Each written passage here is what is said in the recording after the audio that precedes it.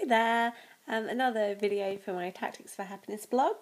I was just thinking about how health can become like a mad obsession. I've just discovered this YouTube channel about this lady that only eats fruit, and I was like, oh my god, why aren't I just eating fruit? And then I thought, well, I don't really want to just eat fruit. So then I thought, well, I'm going to look into this health thing, and I keep going and trying new things. So like this year in 2013, I've eaten hardly any meat. I really cut back on dairy, and I'm not even having much fish. So I've pretty much gone vegan. Not been having many eggs either. Only, well, more eggs than any of the other things I've mentioned. But still, pretty restricted. But I don't really feel restricted. And I was thinking about how that is actually the main thing to feel about eating, because there's so many trends and diets and different things to plan, like the 80-10-10 diet, which I've been hearing about, and all about making everything low fat or not low fat, and whether you should eat tofu or not eat tofu, blah blah blah blah blah. There's always like arguments to both sides, and I was getting really stressed out and thinking, oh my goodness, just what can I eat? I mean, I don't want to eat and then feel guilty, but then on the other hand, I don't want to look back and be like, oh, why did I do that? Because I read that that was going to be bad for me. So I've decided to just take the approach that I'm going to think mindfully about what I eat. So, for example, I tried some meat the other day, and because I hadn't had any in ages, and I thought, I'll try that.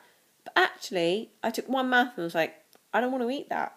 So I'm just trying to think, you don't have to eat something because it's in front of you, and you don't have to eat something just to be polite.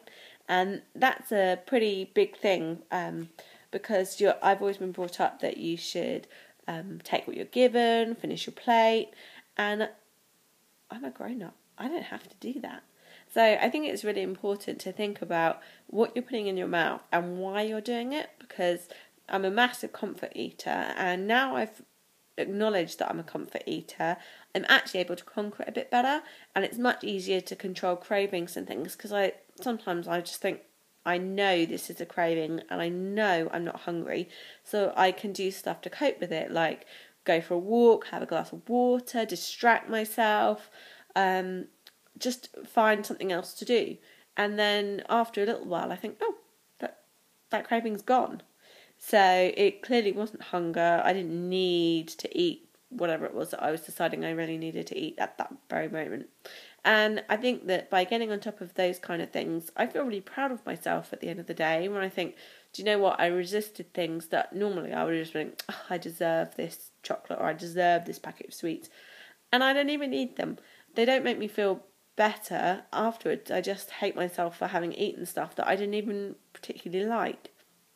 So I'm trying to take the approach that it's actually better for you to not be stressed about food, you eat what you want, and my main goal is to be mindful of my portion size, because that, I think, is the biggest downfall, that just because there's a lot of something available to you doesn't mean you have to eat a big portion.